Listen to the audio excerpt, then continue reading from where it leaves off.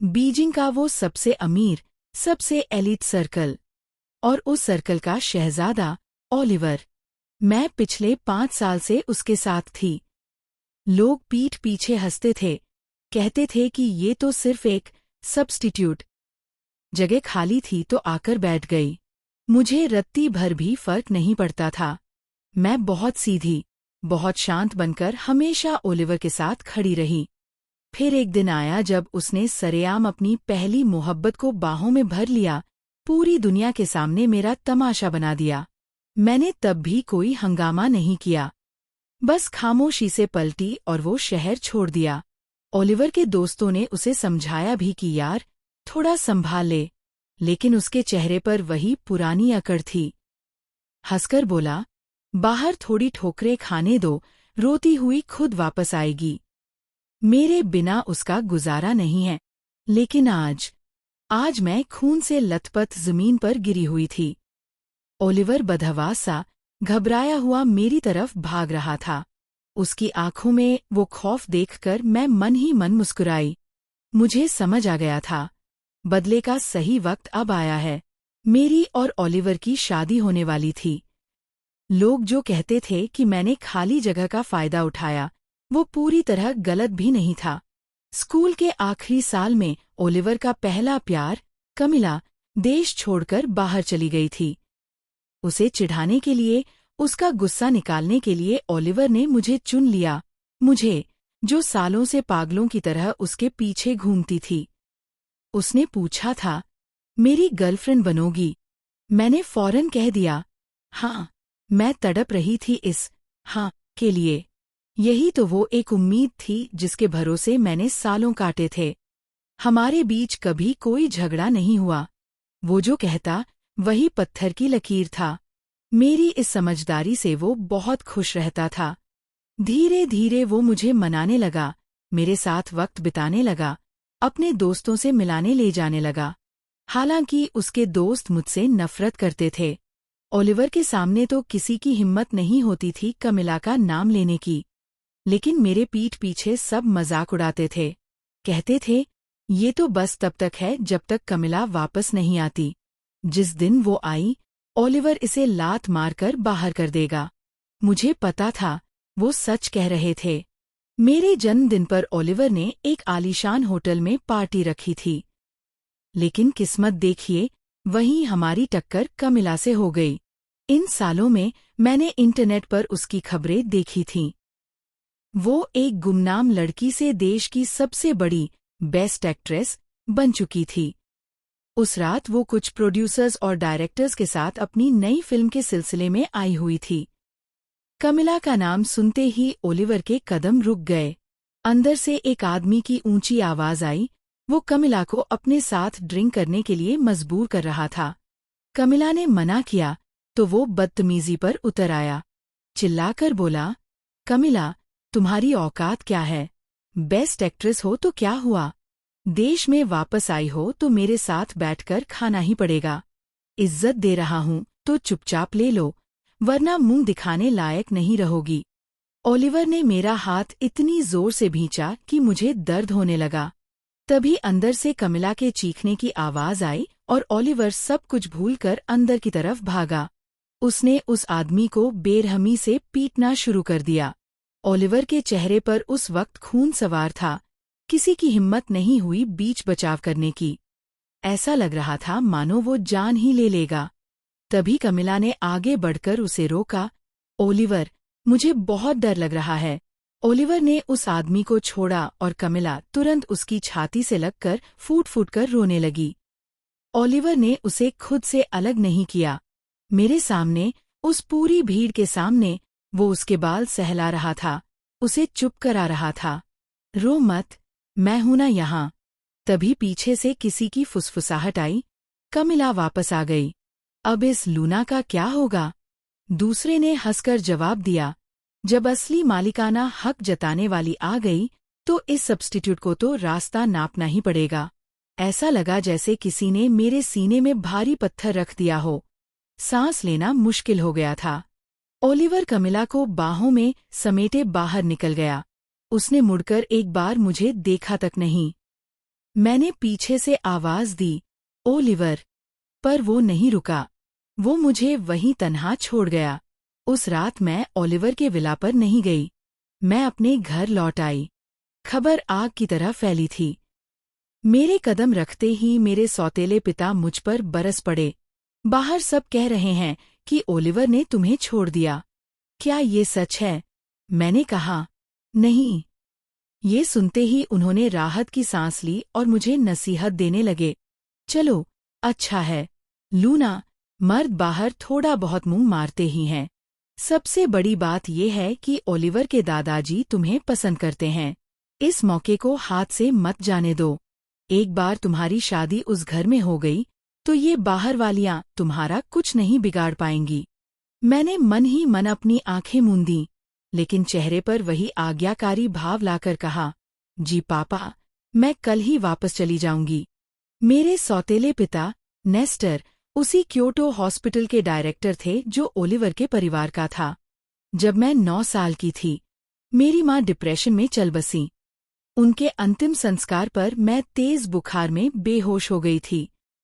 जब आँख खुली तो नेस्टर ने बताया कि वो मेरे दिवंगत पिता के दोस्त हैं और उन्होंने मुझे गोद ले लिया।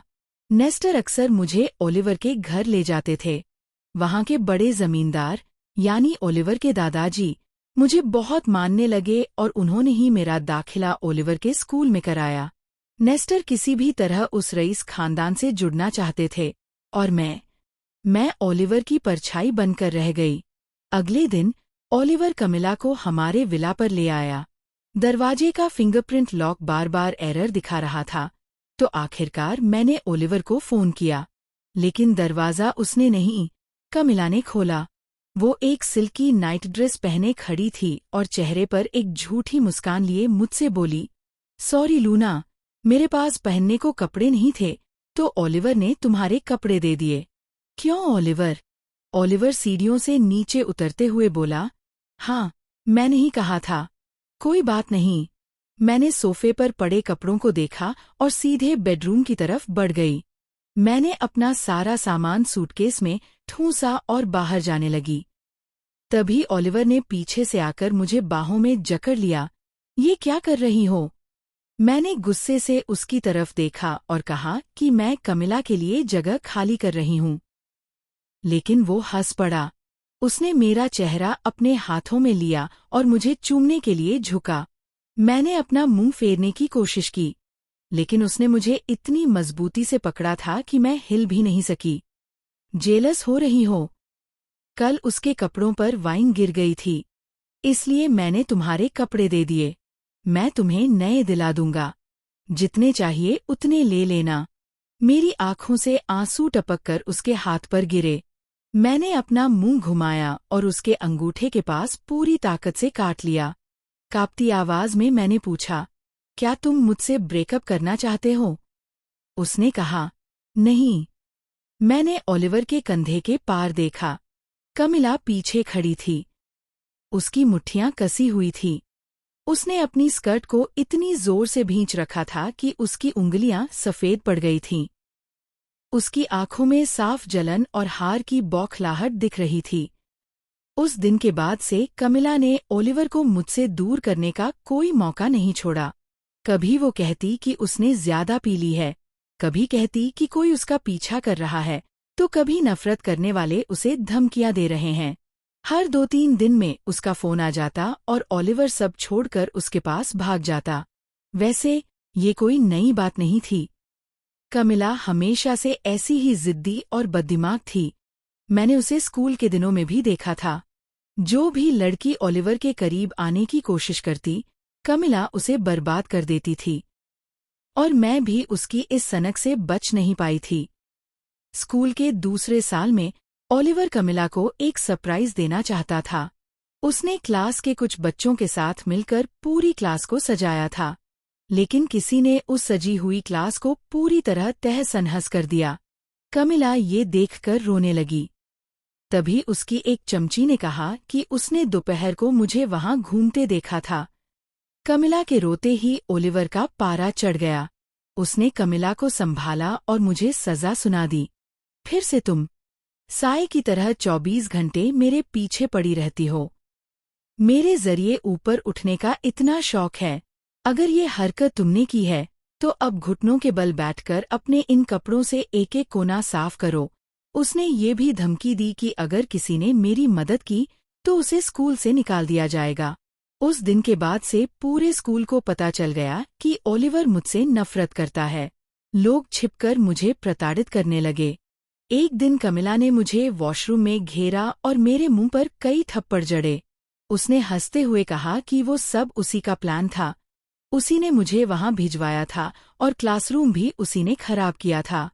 उसे इस बात का कोई डर नहीं था कि सच सामने आ जाएगा, क्योंकि वो भी जानती थी और मैं भी, कि अगर ओलिवर को सच पता चल भी गया तो वो कमिला का कुछ नहीं बिगाड़ेगा। ओलिवर हमेशा मुझसे नफरत करता रहा, इसलिए मैंने भी अपना रास्ता बदला और ओलिवर को छोड़ उसके दादाजी का दिल जीतना शुरू कर दिया। हाई स्कूल के आखिरी साल में ओलिवर को एक बार दिल का दौरा पड़ा था। उस वक्त उसकी जान पर बनाई थी और ठीक उसी हादसे के बाद कमिला उसे छोड़कर विदेश चली गई। शुरुआत में ओलिवर बिल्कुल टूट गया था। दिल टूटने के गम में वो हर वक्त चिड़चिड़ा रहता और रोज हॉस्पिटल के कमरे का सारा सामान उठाकर तोड़ देता। वो जब भी चीजें तोड़ता, मैं बिना कुछ कहे खामोशी से वो सारा मलबा साफ करती। धीरे धीरे उसका गुस्सा शांत हुआ और वो मेरी मौजूदगी को बर्दाश्त करने लगा। जब कॉलेज के फॉर्म भरने का वक्त आया तो मैंने मेडिकल कॉलेज के कार्डियक सर्जरी यानी दिल की सर्जरी वाले विभाग को चुना। ओलिवर के दादाजी ने कुछ सोचकर मुझसे पूछा कि मैंने ये क्यों चुना। मैंने सीधे कहा, ओलिवर का दिल कमजोर है। मैं डॉक्टर बनूंगी तो आगे चलकर उसका बेहतर ख्याल रख पाऊंगी। दादाजी मेरी इस बात से बेहद खुश हुए और मेरे सौतेले पिता की तारीफ करने लगे कि उन्होंने मुझे बहुत अच्छे संस्कार दिए हैं। वहीं ओलिवर बस एकटक मुझे देखता रहा। उसके चेहरे पर अजीब से मिले-जुले भाव थे। कमिला ने रोना रोया कि देश में उसके पास रहने की कोई जगह नहीं है, तो ओलिवर ने बड़े नवाबों की तरह हाथ हिलाया और उसके लिए एक आलीशान अपार्टमेंट खरीद दिया।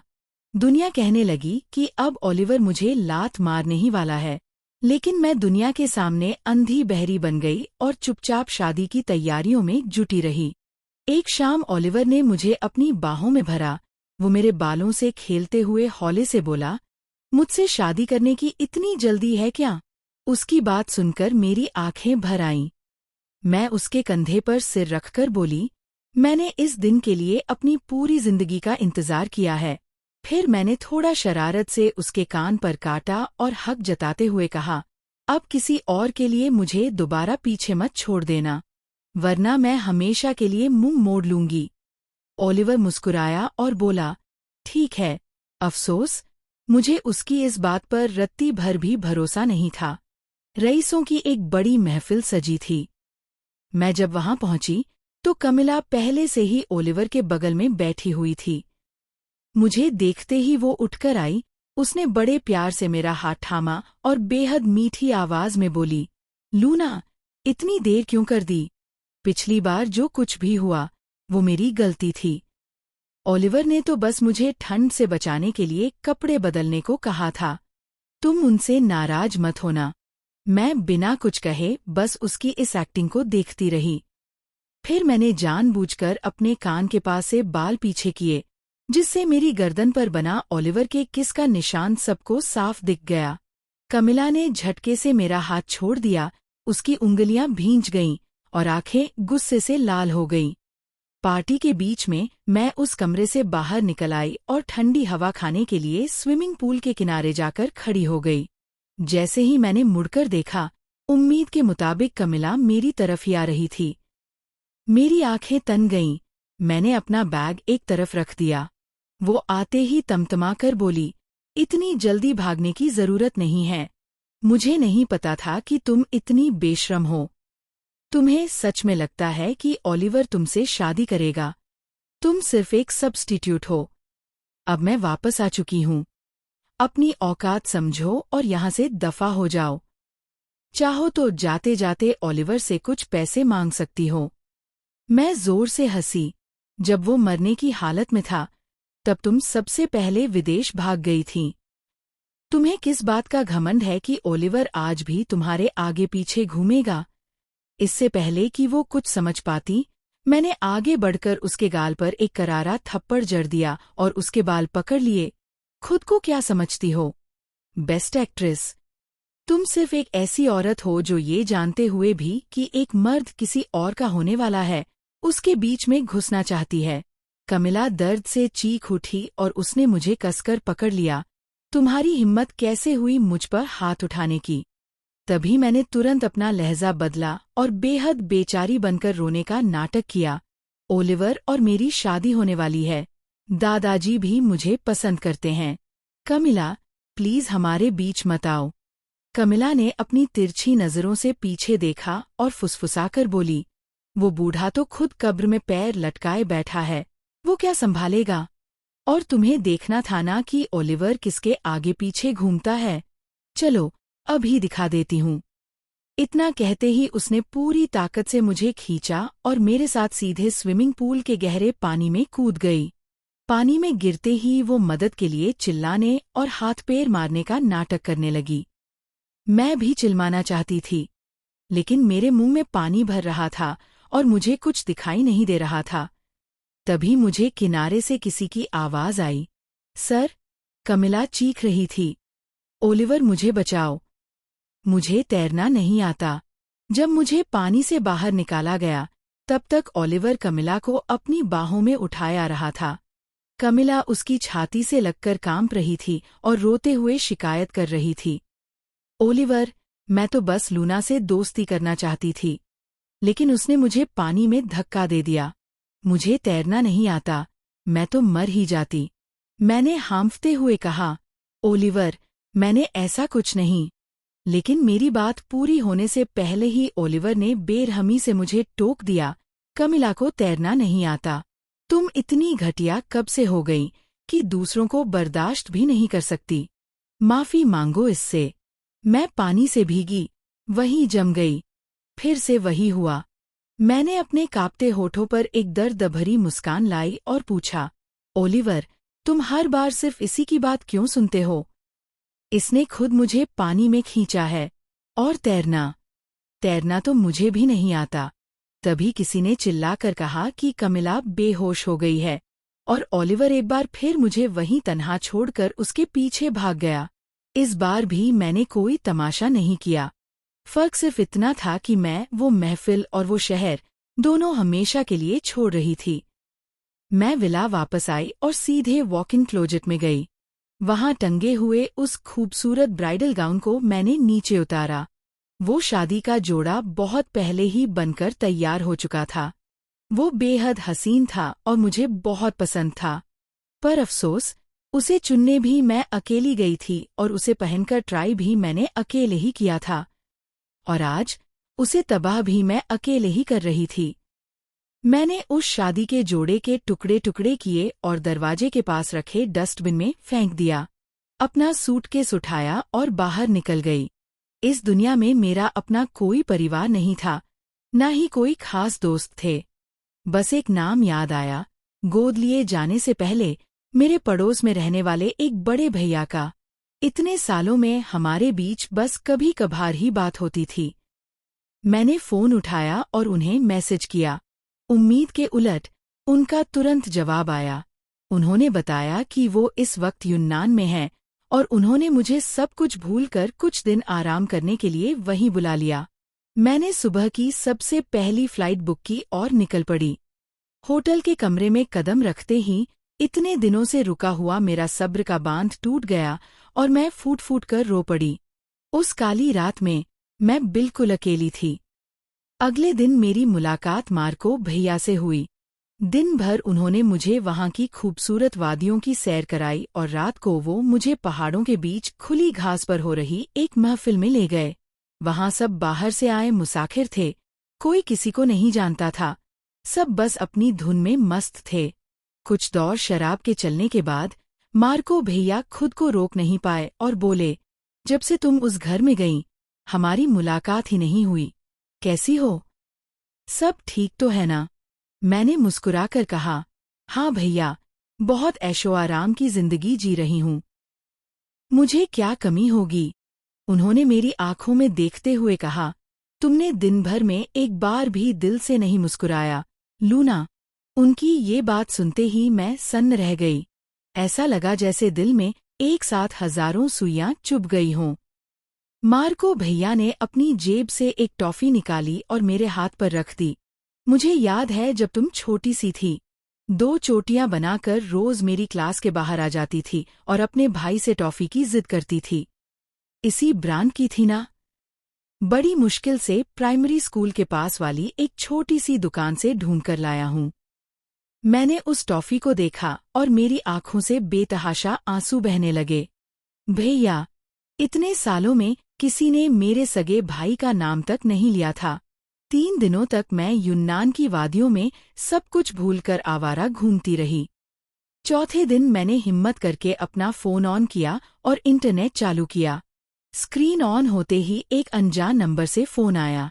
वो ओलिवर का छोटा भाई हडसन था। भाभी, आखिरकार आपने फोन उठाया। आप कहाँ चली गईं? ओलिवर भाई कब से आपको ढूंढ रहे हैं। उनका आपसे कोई कांटेक्ट नहीं हो पा रहा। वहां लाउंज में बैठे हडसन ने खुशी से चिल्लाते हुए ओलिवर की तरफ देखा। ओलिवर भाई, भाभी का फोन है, बात कीजिए। ओलिवर का चेहरा, जो पिछले 3 दिनों से गुस्से और तनाव से काला पड़ा हुआ था, थोड़ा शांत हुआ।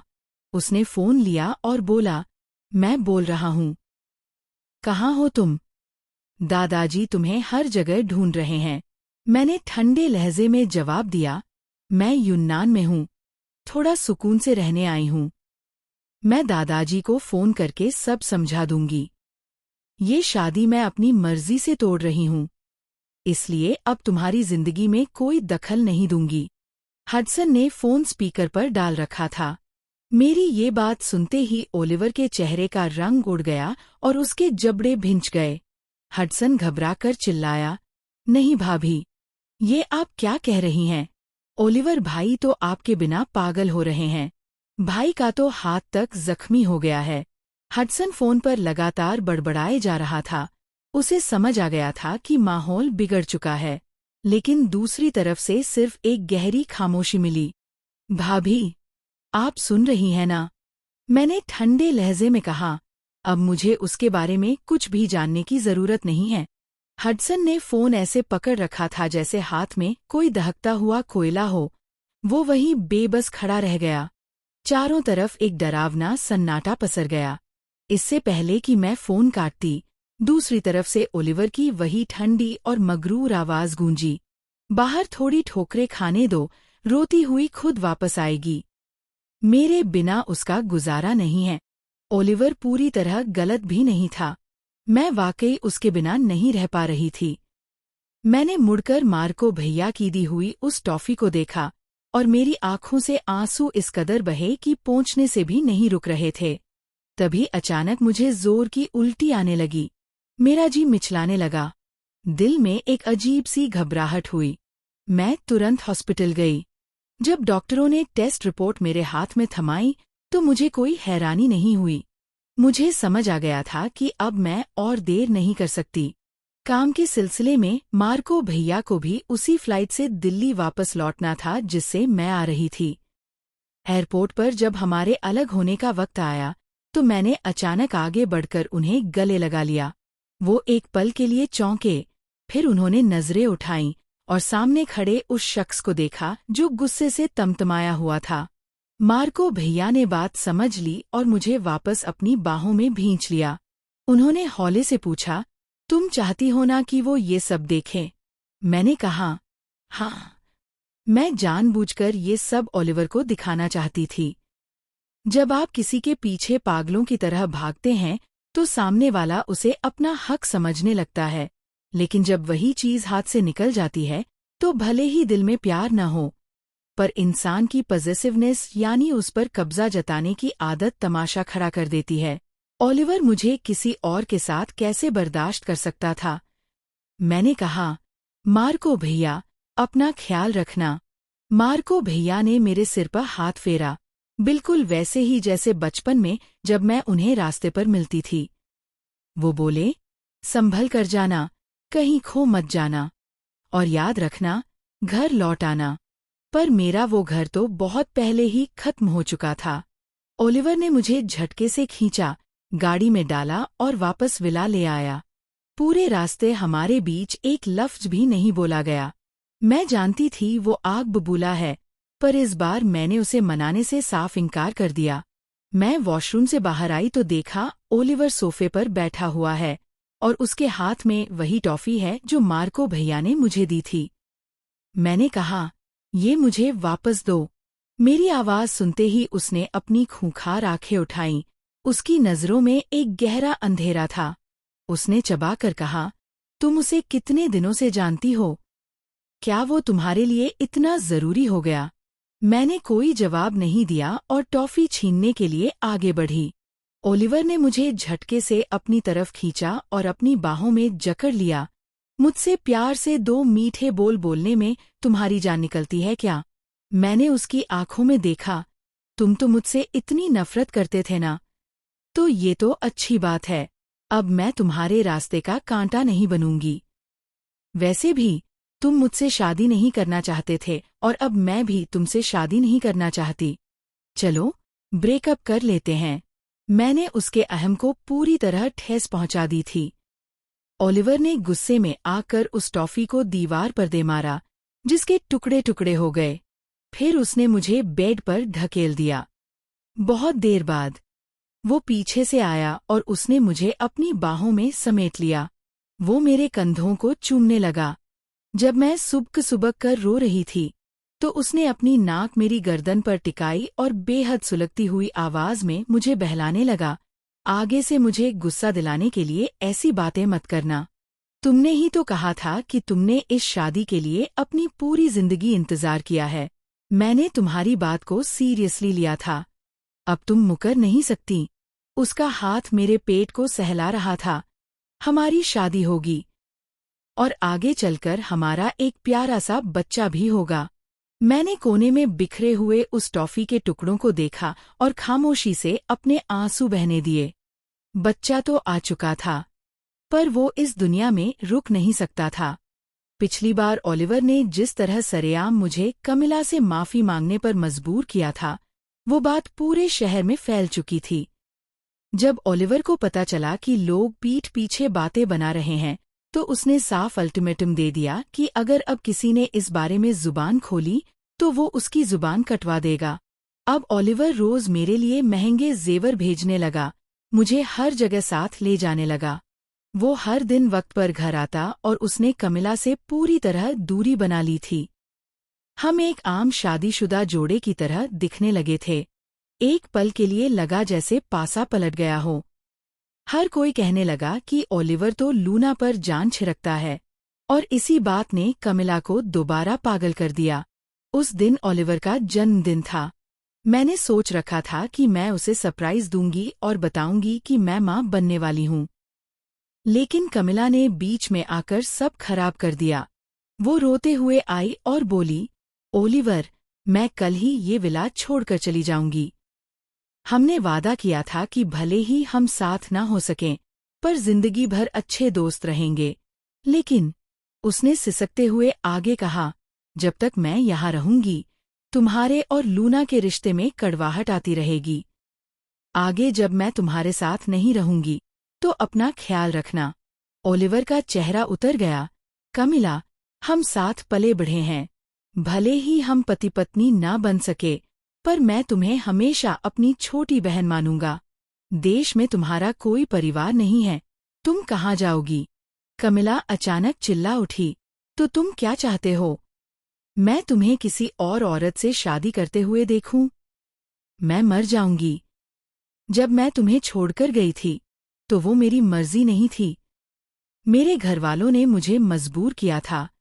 मैं इतने सालों से तड़प रही हूं। इतना कहकर उसने अपने हाथ की आस्तीन ऊपर की, जहां कलाई काटने के गहरे निशान थे। अगर मैं तुम्हारी आंखों में इतना खटकती हूं, तो मेरा मर जाना ही बेहतर है। यह कहते ही वो बाहर की तरफ भागी। ओलिवर कुछ सेकंड के लिए सन्न रह गया और फिर बिना कुछ सोचे समझे उसके पीछे दौड़ पड़ा। देखा, मर्द की जुबान सिर्फ एक छलावा होती है, उसने मुझे फिर से अकेला छोड़ दिया। अपने दिल की घबराहट को दबाकर मैं भी उनके पीछे भागी। मैं कमिला को अपनी शादी बर्बाद करने की इजाजत नहीं दे सकती थी। मैंने हर जगह ओलिवर को ढूंढा। आखिरकार मुझे वो सड़क किनारे मिला। वो जमीन पर बैठकर कमिला को संभाले हुए था और कमिला बदहवास होकर छटपटा रही थी। ओलिवर, मैं वापस आ गई हूं ना। फिर तुम उसके साथ क्यों हो? ओलिवर, तुम मुझे नहीं छोड़ सकते। मेरा तुम्हारे सिवा इस दुनिया में कोई नहीं है। सच में कोई नहीं है। ओलिवर लगातार उसे चुप कराने की कोशिश कर रहा था। तभी कमिला की नज़र मुझ पर पड़ी। उसने अपना सिर उठाया और ओलिवर से सीधे पूछा, ओलिवर, तुम मुझे कभी नहीं छोड़ोगे ना? तुम उस लूना से शादी नहीं करोगे ना? बोलो ओलिवर। ओलिवर खामोश रहा, लेकिन कमिला जिद पर अड़ गई। तुम लूना को पसंद नहीं करते ना? वो तो सिर्फ एक सब्स्टिट्यूट है ना? ये कहते ही कमिला फिर से रोने का नाटक करने लगी। ओलिवर ने तुरंत उसे संभाला और दिलासा देते हुए बोला, हाँ, मैं उसे पसंद नहीं करता। उस एक पल में ऐसा लगा जैसे मेरे अंदर सब कुछ बिखर गया हो। मेरे हलक से एक चीख निकलने ही वाली थी। ओलिवर, तुमने मेरे साथ ऐसा क्यों किया? मैं एक कड़वी मुस्कान के साथ पीछे हटने लगी। ओलिवर एकदम सन्न रह गया। उसकी हिम्मत नहीं हो रही थी कि मुड़कर मेरी तरफ देखे। मैंने कमिला के चेहरे पर वो घमंड भरी मुस्कान देखी और मेरा दिमाग फट पड़ा। ओलिवर, जब तुम्हें कमिला की इतनी ही फिक्र है तो मैं ही इस दुनिया से चली जाती हूँ। सामने से आती हुई एक तेज रफ्तार गाड़ी को देखकर मैंने बिल्कुल शांत आवाज में कहा, मैं इस बच्चे के साथ मर रही हूँ। तुम्हारी मुराद पूरी हो। गाड़ी सीधे आकर मुझसे टकराई। मेरा जिस्म घिसकता हुआ सड़क पर दूर जा गिरा। टायरों के चरमराने की और लोगों के चीखने की आवाजें एक साथ गूंज उठीं। ओलिवर ने तुरंत कमिला की आंखें ढक दीं। वो शख्स जो कभी मेरी उंगली कटने पर भी मुझे बाहों में भरकर रो पड़ता था, आज उसने मुझे खून के समंदर में अकेला छोड़ दिया। फिर वो बदहवास होकर मेरी तरफ भागा। लूना। उसकी आवाज कांप रही थी और आंखों में खौफ था। उस पल मुझे उसकी आंखों का वो पुराना मंजर समझ आया। हाँ, ओलिवर को मुझसे मोहब्बत हो चुकी थी। मैंने अपनी आंखें मूंद लीं। सॉरी मेरे बच्चे, एक निशान छोड़ जाना। अपनी इस बुरी माँ को याद रखना और आगे कभी मेरे पास लौटकर मत आना। हॉस्पिटल के डॉक्टर लगातार क्रिटिकल कंडीशन यानी नाजुक हालत के नोटिस बाहर भेज रहे थे। इसी बीच ओलिवर के दादाजी को पता चला कि मैं न सिर्फ जिंदगी और मौत के बीच झूल रही हूँ, बल्कि मैं प्रेग्नेंट भी थी। उन्होंने तुरंत अपने रसूख का इस्तेमाल किया और जांच बैठाई। पता चला कि ये कोई आम एक्सीडेंट नहीं था। जिस ड्राइवर ने मुझे टक्कर मारी थी, वो भाग चुका था, लेकिन वो दादाजी की पहुंच से कहाँ छिप पाता। पुलिस ने 2 कड़े सवाल पूछे और उसने सब उगल दिया। वो शख्स कमिला का एक सिरफिरा फैन था। कमिला ने ही उसे उकसाकर मुझे गाड़ी से उड़ाने के लिए भेजा था और इसके बदले उसे मोटी रकम भी दी गई थी। सारे सबूत साफ थे। इसी के साथ एक ऑडियो रिकॉर्डिंग ने दिल्ली के पूरे सोशल मीडिया और ट्रेंडिंग सर्चेज में आग लगा दी। उस रिकॉर्डिंग में मेरी और कमिला की आवाज थी। दादी जी भी मुझे पसंद करते हैं। कमिला, प्लीज हमारे बीच मत आओ। वो बूढ़ा तो खुद कब्र में पैर लटकाए बैठा है, वो क्या संभालेगा? और तुम्हें देखना था ना कि ओलिवर किसके आगे पीछे घूमता है। चलो, अभी दिखा देती हूँ। इसके बाद रिकॉर्डिंग में पानी में गिरने की एक तेज आवाज आई और वो बंद हो गई। इंटरनेट पर कमेंट्स की बाढ़ आ गई। लोग सीधे उस बेस्ट एक्ट्रेस पर उंगली उठाने लगे। बॉलीवुड इंडस्ट्री। कमिला, कहीं ये बात हमारी बेस्ट एक्ट्रेस कमिला की तो नहीं हो रही? ऊपर वाले भाई ने बिल्कुल सही पकड़ा। जितनी बार सुनो, ये आवाज उसी की लगती है। बिना सबूत के ये सिर्फ बदनाम करने की साजिश है। हमारी स्टार को बीच में मत लाओ। ये उसकी आवाज बिल्कुल नहीं है। अलग अलग ब्लॉगर्स और यूट्यूबर्स भी अब इस रिकॉर्डिंग को लेकर तरह तरह के वीडियो और एनालिसिस बनाने में जुट गए थे। वॉइस प्रिंट एक्सपर्ट्स यानी आवाज की जांच करने वाले माहिरों ने भी उस ऑडियो को कमिला के पुराने इंटरव्यू वीडियो से मिलाकर देख लिया। नतीजा 100% मैच। पूरा इंटरनेट हिल गया। कमेंट्स की बाढ़ आ गई। हो तेरी, किसी ने इस बेस्ट एक्ट्रेस के पुराने बॉयफ्रेंड की कुंडली निकाली है। भाई, बंदा भयंकर रईस है। हद है यार। उस लड़के की शादी होने वाली थी और ये बीच में घुस गई। किसी का घर तोड़ना क्या गर्व की बात है। इतनी बेशर्म कैसे हो सकती है कोई। भाई, मैं तो हंसते हंसते पागल हो रहा हूँ। शादी उसी के घर में करनी है और गाली उसके दादाजी को दे रही है। ये औरत है या आस्तीन का सांप। कमिला के चमचे आज भौंक क्यों नहीं रहे। क्या बकवास कर रहे हो। साफ दिख रहा है कि इस लूना ने ही बीच में टांग अड़ाई होगी। क्या पता असली होमब्रेकर कौन है। ऊपर वाले भाई ने बिल्कुल सही कहा। मैंने भी अपने पति को उसकी एक्स से छीना था। आज हम दोनों मजे में हैं। वो डायन ही उसके पीछे पड़ी रहती थी। मुझे कभी कभी लगता है कि मेरा दिमाग अभी इतना भ्रष्ट नहीं हुआ है, इसीलिए मैं आप लोगों की बातों से तालमेल नहीं बिठा पाता। तुम लोग तो इस पाप को भी धोकर साफ कर दोगे। वॉशिंग पाउडर की दुकान खोल लो, बहुत कमाई होगी। जब दीवार गिरती है तो हर कोई उसे ढकेलने आ जाता है। कमिला के करीबी लोगों ने ही अब उसके राज खोलना शुरू कर दिए।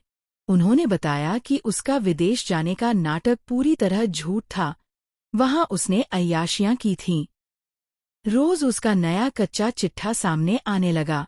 आखिरकार ओलिवर के दादाजी ने खुद कड़ा रुख अपनाते हुए उसे पूरी इंडस्ट्री से ब्लैकलिस्ट कर दिया। बौखलाई हुई कमिला ओलिवर के पास भीख मांगने पहुंची। उसे लगा कि ओलिवर हमेशा की तरह इस बार भी उसकी हर काली करतूत को माफ कर देगा। लेकिन ओलिवर ने उसकी तरफ एक बेरुखी भरी नजर से देखा और चुपचाप आगे बढ़ गया। वो आईसीयू वाले फ्लोर से बाहर निकला और कमिला पागलों की तरह उसके पीछे पीछे छत तक आ गई। वहां पहुंचकर ओलिवर रुका। कमिला रोते हुए बोली, मैं तो खुद तुम्हारे पास आ रही थी ओलिवर। मुझे पता है मुझसे गलती हो गई। मैंने उस आदमी को गाड़ी चढ़ाने के लिए सिर्फ इसलिए कहा क्योंकि मैं तुमसे बेइंतहा मोहब्बत करती हूँ। मुझे नहीं पता था कि वो प्रेग्नेंट है। मैं उसे जान से नहीं मारना चाहती थी। मैं तो बस। ओलिवर ने आव देखा न ताव, झटके से उसे रेलिंग की तरफ ढकेला, उसकी गर्दन दबोच ली और उसे नीचे की तरफ झुका दिया। उसके हाथ की नसें गुस्से से फट रही थीं। वो दहाड़ा, वो अभी मरी नहीं है। कमिला का दम घुटने लगा। सॉरी, मुझसे जुबान फिसल गई। ओलिवर, हमारे इतने सालों के प्यार की खातिर मुझे माफ कर दो। माफ कर दूं? क्या तुम मेरा बच्चा मुझे वापस लौटा सकती हो? या उसे होश में ला सकती हो? तुम तो हमेशा मरने की धमकियां देती थी ना? हाथ की कलाई काट काट कर मुझे डराती थी। तो आज सच में एक बार मरकर दिखाओ, मैं तुम्हें माफ कर दूंगा। कमिला का आधा जिस्म हवा में लटक रहा था। ओलिवर की उंगलियों की पकड़ उसकी गर्दन पर और सख्त होती जा रही थी। कमिला का चेहरा धीरे धीरे लाल पड़ने लगा। वो बेबसी से उसके हाथों पर छटपटा रही थी, पर उसके हलक से आवाज नहीं निकल रही थी। तभी ओलिवर के आदमियों ने आगे बढ़कर उसे रोका और कहा कि सर, गुस्से में होश मत खोइए। ओलिवर ने उसे झटके से छोड़ दिया। कमिला मौत के मुंह से वापस आकर जमीन पर एक कीचड़ के ढेर की तरह ढह गई। उसका पूरा बदन खौफ से कांप रहा था। ओलिवर ने उसे देखा। उसकी आंखें किसी नुकीली छुरी की तरह ठंडी थीं। उसने यमराज जैसी खौफनाक और ठंडी आवाज में हुक्म दिया, इसे मेरी नजरों से दूर करो। उसके आदमी ने हिचकिचाते हुए कहा, सर, सोशल मीडिया पर इस वक्त इस पर बहुत चर्चा हो रही है। अगर हमने कुछ किया तो पुलिस की नजर हम पर पड़ सकती है। ये सुनकर ओलिवर के माथे पर बल आ गए, जैसे वो कुछ सोच रहा हो। अगले ही पल उसके होठों से एक ठंडा जुमला निकला, तो फिर इसे जेल भेजो। कत्ल की साजिश रचने के जुर्म में इसे अंदर डालो और तड़पने दो। अगर ये दफा कम पड़े तो इसके और भी काले कारनामे ढूंढ निकालो। इतना कीचड़ उछालो कि इसे सीधे फांसी की सजा हो। कमिला ने यकीन न होने वाली नजरों से उसकी तरफ देखा। सदमे से उसकी जुबान बंद हो चुकी थी। उसने कांपते हाथों से ओलिवर के पैंट का कोना पकड़ना चाहा। ओलिवर, तुम मेरे साथ ऐसा कैसे कर सकते हो? पर ओलिवर के गार्ड्स ने उसे दबोचा और घसीटते हुए ले जाने लगे। कमिला अचानक पागलों की तरह छटपटाई।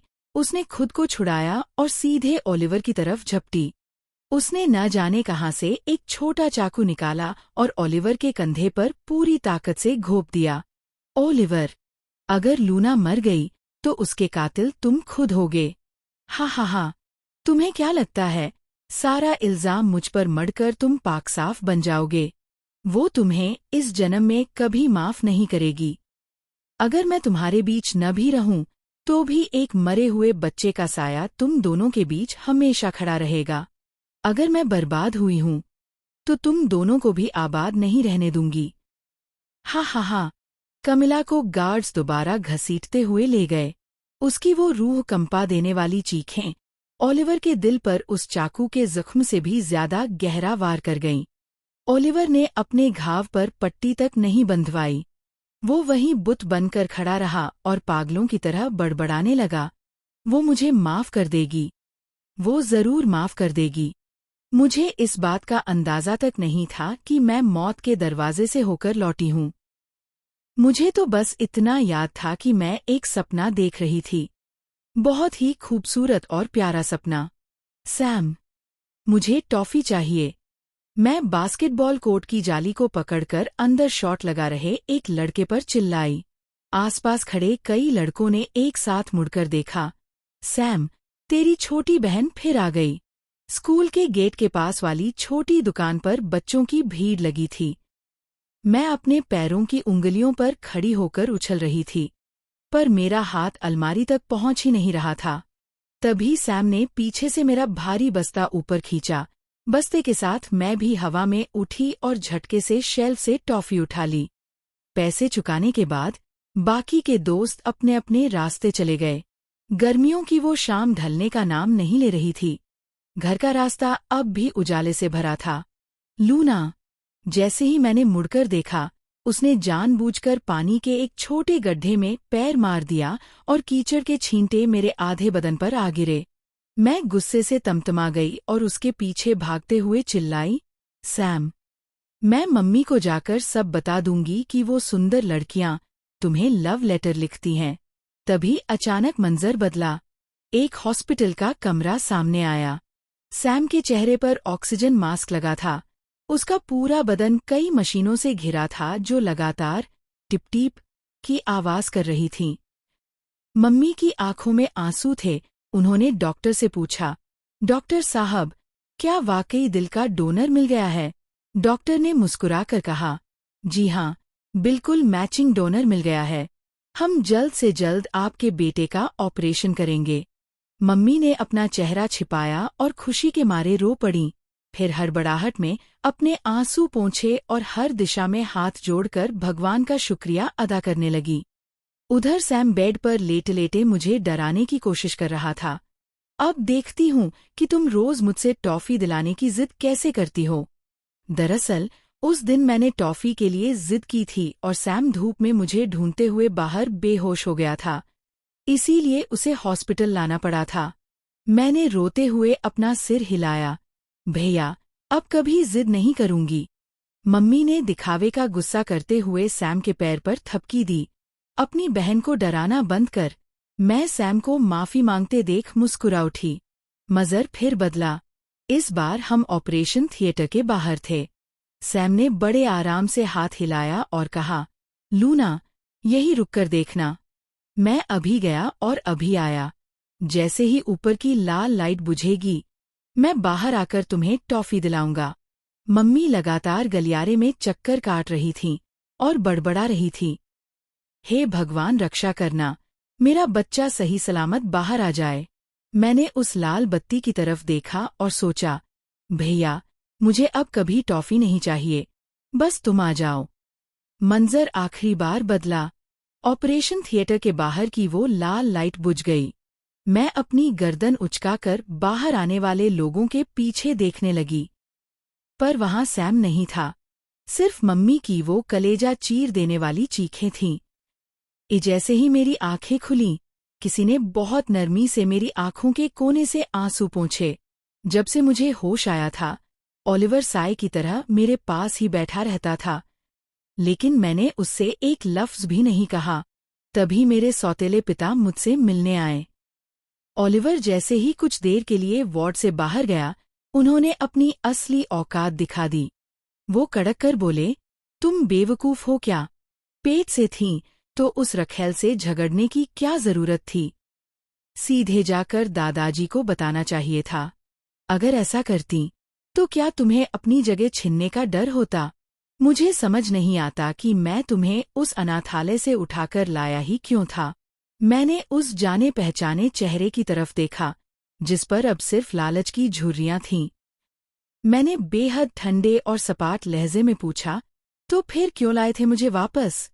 जाहिर है कि नेस्टर ने अपनी बात बदलने की कोशिश की।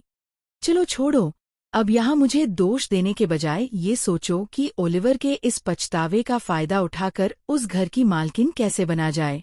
नेस्टर अभी अपनी चापलूसी का जाल बुन ही रहा था कि ओलिवर अंदर आ गया। मैंने नेस्टर को ओलिवर के सामने दुम हिलाते हुए देखा और फिर सीधे ओलिवर की आंखों में आंखें डालकर अपनी मांग रखी। हॉस्पिटल से डिस्चार्ज होने के बाद मैं क्योटो हॉस्पिटल के कार्डियक सर्जरी यानी दिल के विभाग में इंटर्नशिप करूंगी। इससे पहले कि नेस्टर बीच में बोलकर मना कर पाता, ओलिवर ने तुरंत हामी भर दी। सिर्फ इस बात के लिए नहीं, बल्कि हर बात के लिए। इसके बाद मैं जो भी मांग करती, ओलिवर बिना कोई सवाल किए चुपचाप मान लेता। बस फर्क इतना था कि मैंने फिर कभी शादी का नाम नहीं लिया। मेरा बर्ताव उसके लिए बिल्कुल ठंडा और बेरुखा हो चुका था। मैं जानती थी कि मुझे उसे लगातार उकसाते रहना होगा, ताकि वो खुद आगे बढ़कर चीजें मेरे हाथों में थमाए और किसी को मुझ पर रत्ती भर भी शक न हो। मैंने हॉस्पिटल में बतौर इंटर्न काम करना शुरू कर दिया था। रोज सुबह मुझे छोड़ने और शाम को लेने ओलिवर वक्त पर आ जाता। जब हॉस्पिटल के बाकी लोग ये देखते तो उनके दिलों में जलन होने लगती। एक दिन मैंने सबके सामने बड़े रूखे लहजे में कह दिया, अगर तुम लोगों को ये इतना ही पसंद है तो इसे अपने पास रख लो। मैं जानती थी कि ओलिवर ने मेरी बात सुन ली है। उसकी आंखों में आए उस सूनेपन को नजरअंदाज करते हुए मैं उसके बगल से निकल गई। उस रात ओलिवर काफी देर तक घर नहीं आया। उसके चमचे बारी बारी से मुझे फोन और मैसेज करने लगे कि भाई बहुत ज्यादा पी चुका है, आकर उसे संभाल लो। मैंने बिना कुछ सोचे फोन साइलेंट किया और सो गई। रात के करीब 3 बजे नीचे कुछ टूटने की जोरदार आवाज आई, तब जाकर मेरी नींद खुली। मैं नीचे गई तो देखा ओलिवर बेबसी से खड़ा है और जमीन पर एक कीचड़दान के टुकड़े बिखरे पड़े हैं। उसने अपना उतरा हुआ चेहरा मेरी तरफ घुमाया और लड़खड़ाती आवाज में बोला, जान। मैं मुड़ी और वापस जाने लगी। उसने फुर्ती से आकर अपना पैर बेडरूम के दरवाजे के बीच में अड़ा दिया। मैंने सोचा, ठीक है, अगर दरवाजा बंद नहीं हो सकता तो मैं ऐसे ही सो जाऊंगी। मैं अभी 2 कदम ही चली थी कि उसने पीछे से मुझे कसकर अपनी बाहों में भींच लिया। तुम मुझे कब माफ करोगी? मैंने कमिला को जेल भिजवा दिया है। वो अब इस जन्म में कभी तुम्हारे सामने नहीं आएगी। तुम क्या चाहती हो कि मेरा ये गुस्सा शांत हो जाए? जान, प्लीज मेरी तरफ देखो। मेरी हालत बहुत खराब है, मेरे साथ ऐसा मत करो। उसने बदहवास होकर मुझे चूमा। उसकी सांसें बहक रही थीं। मैं तुमसे बहुत प्यार करता हूँ। मैंने बिल्कुल शांत रहकर उसकी आंखों में देखा, पर मैं तुमसे प्यार नहीं करती। ओलिवर का हाथ ठहर गया। वो एकटक मुझे देखने लगा जैसे भांप रहा हो कि मैं सच कह रही हूँ या झूठ। मैंने दोबारा कहा, मैंने तुमसे कभी प्यार नहीं किया। ये सुनते ही वो किसी जंगली जानवर की तरह मुझ पर टूट पड़ा, मानो वो अपने होठों से मेरे उन अल्फाजों को दबा देना चाहता था जो मैंने अभी तक कहे नहीं थे। काफी देर बाद जब उसका गुस्सा थोड़ा शांत हुआ तो उसने मुझसे कहा कि आगे से कभी ऐसी बात मत करना। मैं बस मुस्कुरा दी और खामोश रही। अब ओलिवर मुझे डराने वाले लहजे में चेतावनी देने लगा, लूना, इस जन्म में मुझसे दूर जाने की सोचना भी मत। तुम सिर्फ मुझसे ही प्यार करोगी। अगर तुमने किसी और की तरफ आंख उठाकर भी देखा तो मैं उस इंसान को इस दुनिया से मिटा दूंगा, हर मुमकिन तरीके से। अगले ही दिन मैंने अपना बोरिया बिस्तर समेटा और वहां से निकल गई। जब ओलिवर को पता चला कि मैं भाग चुकी हूं, तो उसने सीधे और छिपे तौर पर मेरे सौतेले पिता के परिवार को बर्बाद करने की धमकी दे डाली। साथ ही उसने नेस्टर को भी हड़काया कि मुझ पर कड़ी नजर रखे। अगर मैं दोबारा गायब हुई तो इसका खामियाजा उसे भुगतना होगा। ओलिवर को मेरे लिए इस कदर पागल देखकर नेस्टर मन ही मन बहुत खुश हो रहा था और रईसी के हसीन सपने देख रहा था। लेकिन ओलिवर नहीं जानता था कि ये सौतेला पिता मेरे लिए कोई मायने नहीं रखता, बल्कि मैं तो खुद उसकी मौत की दुआ मांगती थी। मैं अपने घर नहीं गई, बल्कि सीधे उस जेल में पहुंची जहां कमिला बंद थी। जब मैंने कमिला को दोबारा देखा तो वो अखबारों में छपने वाली हसीन बेस्ट एक्ट्रेस कहीं से नहीं लग रही थी।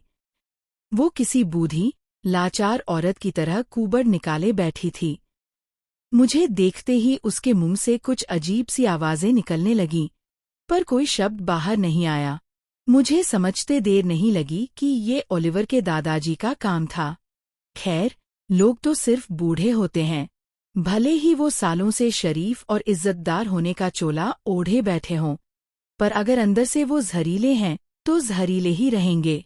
कमिला की आंखों में आज भी वही नफरत थी। वो जो कुछ भी बड़बड़ा रही थी, जाहिर है वो गालियां ही होंगी। मैंने उसकी तरफ देखा और कहा, मुझसे कुछ पूछना मत, मैं तो बस तुम्हारी इस हालत पर हंसने आई हूं। कुछ बातें ऐसी हैं जो मैं समझ नहीं पा रही थी कि किससे कहूं। उन्हें अपने अंदर दबाकर रखना बड़ा दमघोटू लगता है, तो सोचा तुम्हारे साथ ही बांट लूं। मैंने अपनी बात जारी रखी। स्विमिंग पूल में तुमने मुझे धक्का दिया, उससे ठीक पहले जब मैंने तुम्हारे बाल पकड़े थे, तभी से मेरी रिकॉर्डिंग ऑन थी। सोशल मीडिया पर वो ऑडियो लीक करने वाली और पीआर एजेंसियों को पैसे देकर इस बात को तूल देने वाली भी मैं ही थी। तुम ओलिवर से झूठ बोलती रहीं कि तुम्हें मेरी प्रेगनेंसी का नहीं पता था, जबकि मैंने खुद वो खबर तुम तक पहुंचाई थी। और जैसे ही मैंने तुम्हें उकसाया, तुम पागल हो गई। कमिला का चेहरा गुस्से से भयानक हो गया। वो झटके से अपनी कुर्सी से उठी, पर जेल के गार्ड्स ने तुरंत आकर उसे वापस टेबल पर दबोच दिया। उसका चेहरा मेज पर दबा हुआ था और आंखों से आंसू बह रहे थे। मैंने कहा, इतनी जल्दी मत घबराओ, तुम्हारे बाहर आने की अभी थोड़ी उम्मीद बाकी है। आखिर तुम्हारे कुछ सिरफिरे फैंस अभी भी तुम्हें जेल से भगाने की साजिश जो रच रहे हैं। वाकई, अपनी खुशी जब किसी और की बर्बादी पर टिकी हो तो उसका मजा ही कुछ और होता है। जेल से बाहर कदम रखते ही मुझे ऐसा लगा जैसे मेरे सीने से एक बहुत बड़ा बोझ उतर गया हो। जब ओलिवर को खबर मिली कि मैं कमिला से मिलने जेल गई थी, तो वो बदहवास होकर सीधे घर आया। उसने मुझसे कहा कि वो इसी वक्त मुझसे शादी करना चाहता है ताकि मैं इस जन्म में कभी उससे दूर न भाग सकूं। सच तो ये है कि मैंने भागने की कभी सोची ही नहीं थी, ना पहले और ना ही अब। मैंने उससे कहा, मैं चाहती हूं कि हमारी शादी में इस शहर के सारे बड़े रईस, बिजनेसमैन और जाने-माने रिपोर्टर्स आएं। उसने कहा, ऐसा ही होगा। मैंने आगे कहा, मैं चाहती हूं कि इस शादी का पल-पल इंटरनेट पर लाइव स्ट्रीम हो। पूरी दुनिया मुझे तुमसे शादी करते हुए देखे, यहाँ तक कि जेल में बैठी कमिला भी इसे अपनी आंखों से लाइव देखे। उसने मुस्कुराकर कहा, बिल्कुल ऐसा ही होगा। उस वक्त मैंने बस अपना सिर हिला दिया। जब वो कमरे से बाहर गया, तब मैं अकेले में जोर-जोर से हंस पड़ी। शादी का वो बड़ा दिन आ गया। मैंने ओलिवर का लाया हुआ वही हसीन ब्राइडल गाउन पहना, उसके दिए हुए फूलों का गुलदस्ता हाथ में थामा और धीरे-धीरे उसकी तरफ बढ़ने लगी। पादरी ने ओलिवर की तरफ देखा और पूछा, क्या आप इस महिला को अपनी पत्नी के रूप में स्वीकार करते हैं? चाहे गरीबी हो या अमीरी, बीमारी हो या तंदुरुस्ती, मौत के आने तक आप इनसे वफादार रहेंगे और इनसे प्यार करेंगे। ओलिवर की आंखें चमक उठीं। उसने बेहद मोहब्बत से मेरी तरफ देखा और कहा, हाँ, मुझे कबूल है। फिर पादरी मेरी तरफ मुड़े और उन्होंने वही सवाल मुझसे दोहराया, क्या आप इस पुरुष को अपने पति के रूप में स्वीकार करती हैं? चाहे गरीबी हो या अमीरी, बीमारी हो या तंदुरुस्ती, मौत के आने तक आप इनसे वफादार रहेंगी और इनसे प्यार करेंगी। मैंने भी ओलिवर की आंखों में आंखें डालीं, पर मेरे मुंह से कोई लफ्ज नहीं निकला। ओलिवर के माथे पर हल्की शिकन आई। उसने दबी आवाज में मुझसे कहा, जान, बोलो। हाँ, मुझे कबूल है, वरना सब मजाक उड़ाएंगे। उसने पादरी को इशारा किया कि वो सवाल दोबारा पूछें। इस बार जब पादरी ने पूछा तो मैंने साफ और बुलंद आवाज में कहा, नहीं, मुझे कबूल नहीं है। पूरी महफिल में एक सन्नाटा पसर गया। फिर अचानक खुसफुसाहट शुरू हो गई। मैंने ओलिवर की आंखों में आते हुए उस सदमे और दर्द को देखा, फिर अपना चेहरा घुमाया और सीधे उस लाइव स्ट्रीमिंग वाले कैमरे की तरफ देखकर बोलने लगी। मैंने वाकई इस दिन का अपनी पूरी जिंदगी इंतजार किया था, पर इसलिए नहीं कि मैं इस शख्स से शादी कर सकूं। मैंने ये इंतजार इसलिए किया था ताकि पूरी दुनिया के सामने बरसों पुराना वो खौफनाक सच ला सकूं, जिसे मिटा दिया गया था। 15 साल पहले इस ओलिवर के दादा मारियो ने मेरे सौतेले पिता और क्योटो हॉस्पिटल के डायरेक्टर नेस्टर के साथ मिलकर पैसों की खातिर एक बेगुनाह का कत्ल किया था। उन्होंने मेरे सगे भाई सैम के हिस्से का दिल चोरी से किसी और को दे दिया, जबकि वो ऑपरेशन थिएटर में अपनी आखिरी सांसें गिन रहा था। जैसे ही मेरे मुंह से ये अल्फाज निकले, शादी के बड़े पर्दे पर एक पुराना सीसीटीवी फुटेज चलने लगा। उसमें साफ दिख रहा था कि कैसे नेस्टर ऑपरेशन थिएटर से उस दिल के बॉक्स को छिपा कर ले जा रहा है और कैसे ओलिवर के दादा और उसके बीच पैसों की डीलिंग की बातें हो रही हैं। यह सब कुछ उसी वक्त इंटरनेट पर लाइव चल रहा था। मारियो ने सपने में भी नहीं सोचा होगा कि बरसों पहले की गई उसकी ये छोटी सी गलती आज वो फंदा बनेगी जो उसकी जान ले लेगी। नेस्टर ने उस वक्त के सारे सबूत और धमकी भरे दस्तावेज संभाल कर रखे थे ताकि वो इस रईस खानदान पर दबाव बना सके। उसने मुझे गोद भी इसीलिए लिया था ताकि मेरे जरिए वो इस रईस खानदान की सीढ़ियां चढ़ सके। मारियो ने अपना दिल पकड़ लिया। वो हांफते हुए मेरी तरफ उंगली उठाने लगा। उसकी सांसें उखड़ रही थीं। वहीं दूसरी तरफ नेस्टर मुझे एक नमकहराम और अनाथ लड़की कहकर गालियां देने लगा और मुझे जान से मारने के लिए मेरी तरफ झपटा। मैंने अपने होठों पर एक क्रूर मुस्कान लाई और चिल्लाकर कहा, नमकहराम, तुमने मेरे भाई को मार डाला और मेरी माँ को घुट-घुट कर मरने पर मजबूर कर दिया। इतने सालों में एक भी दिन ऐसा नहीं गुजरा जब मेरा दिल न किया हो कि मैं रसोई से छुरी उठाऊं और तुम दोनों के सीने में उतार दूं। ओह, लेकिन मैं सिर्फ इतने से शांत नहीं होने वाली थी। मेरा भाई जीते जी मौत के मुंह में खींच लिया गया और हम बाहर बेवकूफों की तरह उसका इंतजार करते रहे। इतने सालों तक हर एक दिन मेरे जहन में बस यही सवाल गूंजता रहा कि उस ऑपरेशन टेबल पर लेटे हुए मेरा भाई क्या सोच रहा होगा। क्या वो दर्द से रोया होगा? क्या उसने मदद के लिए किसी को पुकारा था? मैं चाहती हूँ कि पूरी दुनिया तुम्हारे इस घिनौने चेहरे को देखे, तुम्हारे मरने के बाद भी लोग तुम्हारी कब्र पर थूक कर जाएं। जब मैंने इस दिन की तैयारी की थी तो ये साफ था कि आज यहाँ से कोई भी जिंदा बाहर नहीं जाएगा। मैंने अपना शादी का जोड़ा ऊपर उठाया और अपनी टांग से बांधकर रखी हुई पिस्तौल बाहर निकाल ली। मैंने बिना पलक झपकाए सीधे नेस्टर के पैर पर गोली दाग दी। गोली की गूंज सुनते ही शादी में आए मेहमान बदहवास होकर चारों तरफ भागने लगे। मैं हाथ में पिस्तौल लिए मारियो की तरफ बढ़ी। ओलिवर ने अचानक आगे बढ़कर मुझसे बंदूक छीनने की कोशिश की, पर अफसोस तब तक दवा अपना असर दिखा चुकी थी। शादी से ठीक पहले मैंने उसके पीने के पानी में कुछ मिला दिया था। अब उसके हाथ पैर पूरी तरह बेदम हो चुके थे। वो बेबस होकर जमीन पर गिर पड़ा और बस फटी आंखों से मुझे दूर जाते देखता रहा। मैंने पिस्तौल उठाई और सीधे मारियो पर तान दी। उसकी आंखें खौफ से फैल गईं। उसका पूरा बदन 2 बार बुरी तरह कांपा और उसकी सांसें हमेशा के लिए थम गईं। वो डर के मारे वहीं मर चुका था। उसकी ऐसी मौत देखकर मुझे तसल्ली तो हुई, पर मेरे दिल में एक डर था। इसलिए मैंने उसके सीने में एक गोली और उतार दी। मुझे डर था कि कहीं वो पूरी तरह मरा न हो। इस अफरा तफरी का फायदा उठाकर नेस्टर रेंगता हुआ किसी कोने में छिप गया था। जब मैंने उसे ढूंढ निकाला तो वो अपनी जान बख्शने के लिए हमारे पुराने रिश्तों का वास्ता देने लगा। मैंने उसके जिस्म पर कुछ खास जगहें चुनी और एक के बाद एक कई गोलियां चला दीं।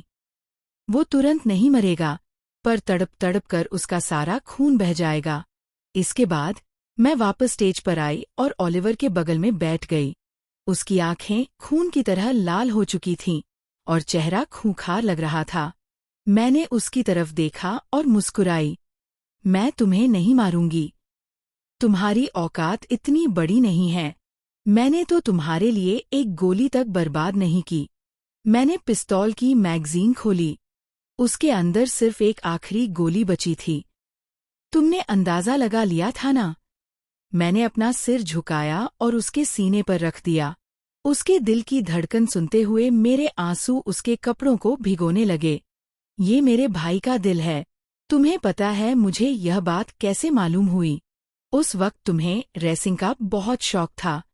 एक्सीडेंट के बाद जब तुम्हें खून से लथपथ यहाँ लाया गया था तो मैंने तुम्हें देखा था और अपनी मम्मी से कहा था, वो भैया कितने सुंदर हैं। जिस दिन मेरा भाई ऑपरेशन थिएटर से बाहर नहीं आया, मेरी माँ बस बदहवास होकर रोए जा रही थी। लेकिन उसी वक्त मैंने तुम्हें दोबारा देखा था, जब तुम्हें ऑपरेशन थिएटर से बाहर लाया जा रहा था। मरने से पहले मेरी माँ हर रोज पागलों की तरह बड़बड़ाती थी कि उसने सुना है तुम लोग उसका दिल चुराने वाले हो। तुम उसके बेटे को मार डालोगे। कभी कभी जब उनका वो डरावना सपना बढ़ जाता तो वो अपनी पूरी ताकत से मेरी गर्दन दबा देती थीं। उनके अंतिम संस्कार पर जब मैंने नेस्टर को देखा तो मैंने ठान लिया कि मैं इस सच की तह तक जाकर रहूंगी। मैं खुद जानबूझकर उस तेज बारिश में भागी ताकि मुझे तेज बुखार आ जाए। मैंने नेस्टर को यकीन दिलाया कि मैं अपनी याददाश्त खो चुकी हूँ। नेस्टर को भी लगा कि मुझे अपने पास रखकर वो तुम्हारे खानदान की कमजोरी को अपनी मुट्ठी में रख सकता है, और बस यही मेरी कामयाबी का रास्ता बन गया। जब मैंने नेस्टर के छिपे हुए दस्तावेज और सबूत देखे तब मुझे यकीन हुआ कि मेरी माँ जो कहती थी वो बिल्कुल सच था। बोलते बोलते अचानक मेरा सब्र टूट गया और मैं फूट फूट कर रो पड़ी। मुझे बताओ, मेरा भाई इतना अच्छा था तो उसे क्यों मरना पड़ा? क्या सिर्फ इसलिए कि उसकी जिंदगी की कीमत तुम्हारी जिंदगी जितनी महंगी नहीं थी? चर्च के बाहर पुलिस की गाड़ियां आ चुकी थीं। सायरन की आवाजें गूंज रही थीं।